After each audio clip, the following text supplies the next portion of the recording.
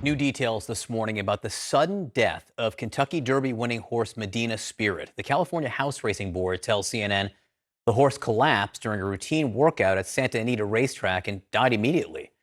The horse's trainer, Bob Baffert, says he believes the horse died of a heart attack. Now, Baffert was suspended after Medina Spirit failed a drug test following this year's Kentucky Derby win. Joining me now is the president of the American Association of Equine Practitioners and a racehorse veterinarian for more than 30 years, Dr. Scott Hay. Dr. Hay, I appreciate you being with us this morning. How unusual is this for a horse to drop dead after a fairly routine workout? Well, it's an extremely rare occasion. They've kept statistics in California specifically for these types of occurrences, and I think the statistics I've seen is about 1 in 160,000 race starts, or not race starts, but training starts, and about 1 in 9,000 race starts. So it's extremely rare occasion. What could cause something? I know you haven't had a chance to look at the medical records. We're still waiting for results here, but generally speaking, what could cause something like this? Well, typically sudden deaths are caused by either a cardiac issue, some sort of internal hemorrhage, more rare, a spinal issue of some sort.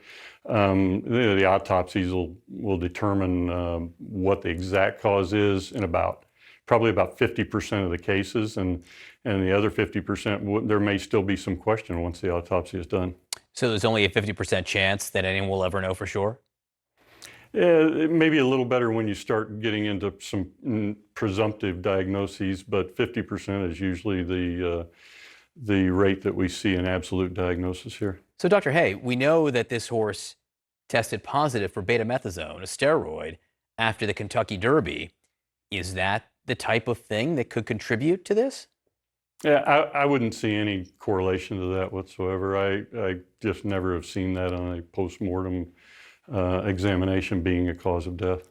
And could any kind of training practices that wouldn't be normal or legal, could they contribute to something like this? And I ask because of Bob Baffert's record here. He is under suspension for this positive test.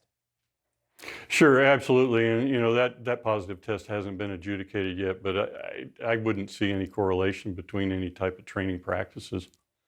Dr. Hay, I appreciate you being with us this morning. As you said, we're waiting for these results from the autopsy or the necropsy, and even then, we may only have a 50% chance of learning what happened here. Still, it is troubling. Appreciate it. Thank you.